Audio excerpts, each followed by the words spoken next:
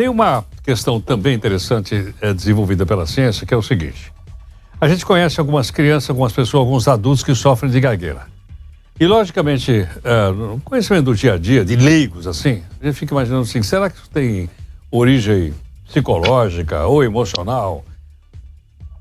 Não sei, mas quem sabe e está aqui conosco para poder explicar é a doutora Lívia Almestalden Mendes, que é especialista em influência pelo Conselho Federal de Fonoaudiologia. Doutora Lívia, muito obrigado por atender aqui o Jornal Nova Brasil.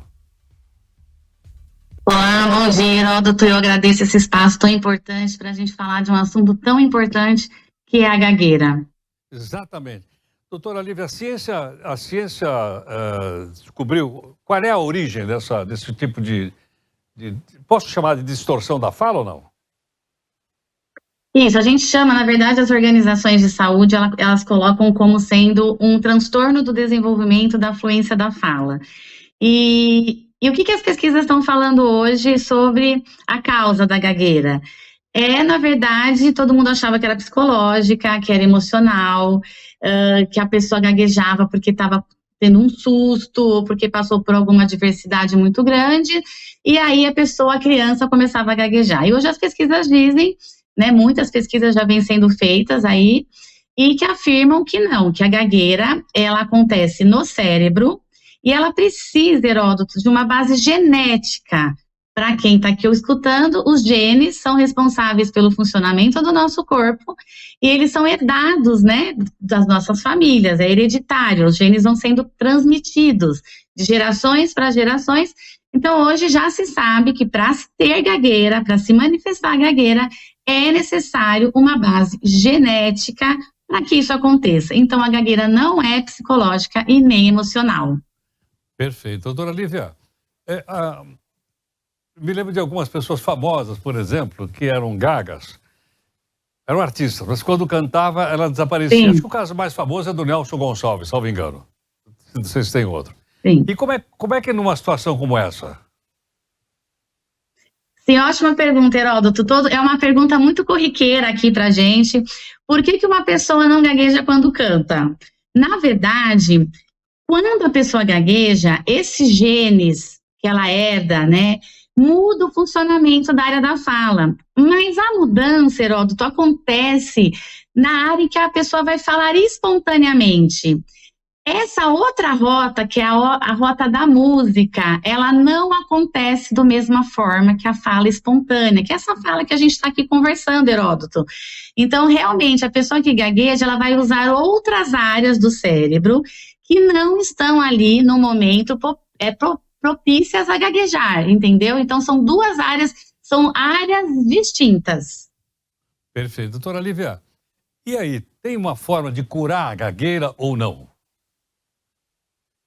Bom, vamos lá, isso também é uma outra pergunta muito interessante. A gagueira não tem cura. Isso é muito importante. A gagueira, ela tem tratamento. Isso sim, desde quando a criança começa a gaguejar, é possível fazer tratamento.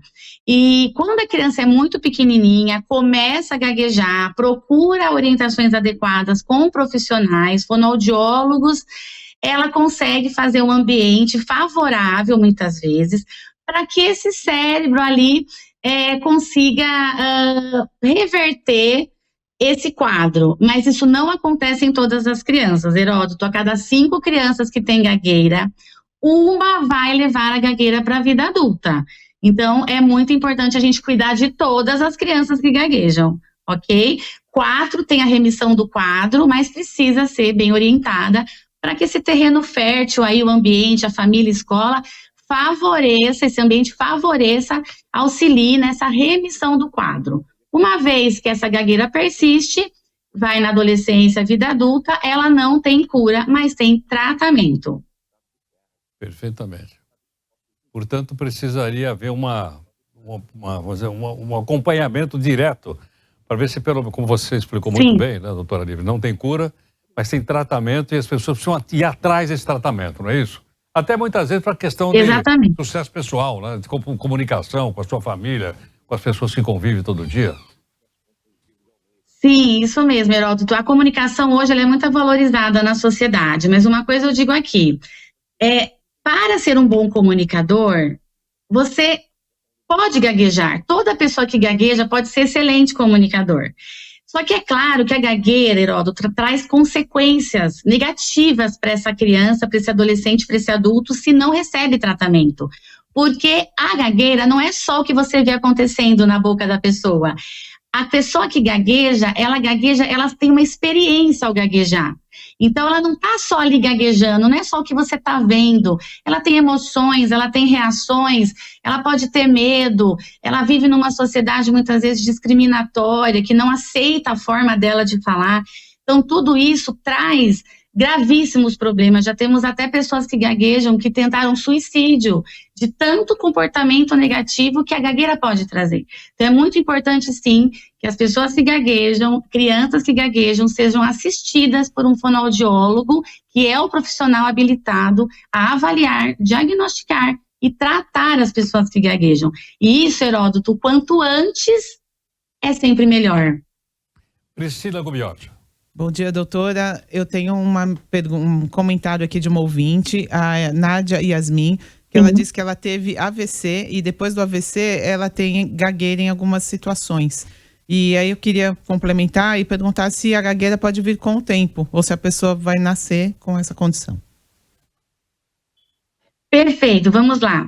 A gagueira do desenvolvimento é aquela que acontece durante o neurodesenvolvimento do cérebro, né? Aliás, durante o desenvolvimento do cérebro da criança. Então, essa gagueira vai acontecer na infância. Só que nós temos aí sim uma porcentagem de gagueira que acontece por traumas. Que tipos de traumas?